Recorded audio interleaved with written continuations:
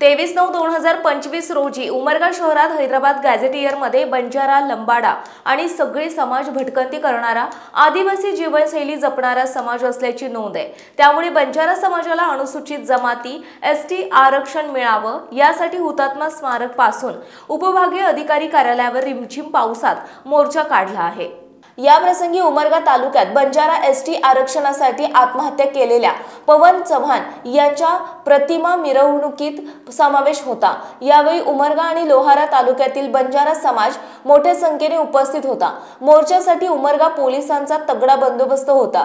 उमरगा शहरात हैदराबाद गॅझेटियरमध्ये बंजारा, लंबाडा आणि सुगळी समाज भटकंती करणारा आणि आदिवासी जीवनशैली जपणारा समाज असल्याची नोंद आहे।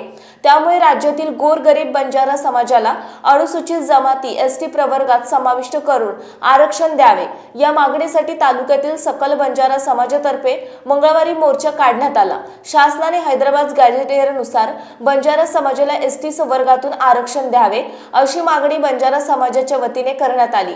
आंध्र प्रदेशातील बंजारा समाजाला एसटी संवर्गात आरक्षण असून आंध्र प्रदेश आणि महाराष्ट्रातील बंजारा समाजातील रीतिरिवाज बोलीभाषा एकच आहे।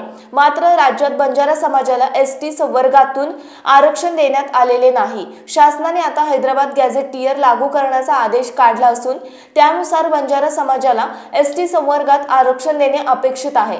मात्र शासनाकडून याबाबत कोणत्याही प्रकारचा निर्णय घेतला जात नाही।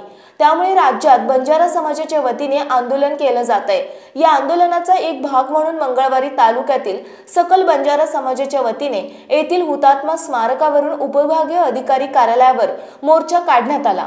मोर्चात हजारो बंजारा बांधव सहभागी झाले होते। शहरातील प्रमुख मार्गावरून काढण्यात आलेला हा मोर्चा उपविभागीय अधिकारी कार्यालयावर आल्यानंतर पदाधिकाऱ्यांनी मार्गदर्शन केले। जोपर्यंत बंजारा समाजाला एसटी संवर्गातून आरक्षण दिले जात नाही तोपर्यंत तीव्र आंदोलन केले जाईल असा इशारा देण्यात आला।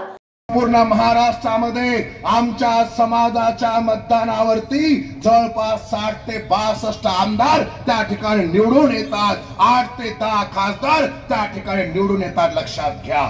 म्हणून या 60 ते 62 आमदारांना आणि 5 ते 7 8 ते 10 खासदारांना आमचं सांगणं आहे की फक्त आमच्या मतांवरती डल्ला मारू नका। आमच्या मतांमुळे तुम्ही पद भोगताय, आता आमच्यावर संकट आलेलं आहे। आमच्यासाठी जर तुम्ही संसद भवनामध्ये आमच्यासाठी जर तुम्ही मंत्री म्हणून तोंड जर नाही उघडलं तर तुमचं तोंड आम्ही मतदारसंघात बंद करून टाकू, लक्षात घ्या।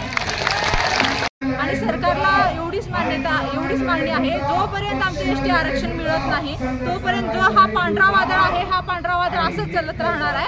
आणि जोपर्यंत आम्हाला एसटी आरक्षण मिळणार नाही तोपर्यंत हा वादळ थांबणार नाहीये।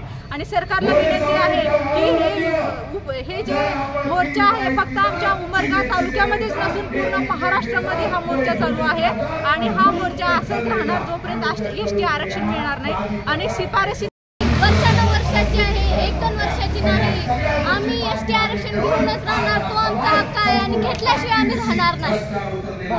GTV मराठी जनतेचा बुलंद आवाज न्यूज चॅनलचे प्रतिनिधी विशाल देशमुख, तालुका उमरगा, जिल्हा धाराशिव।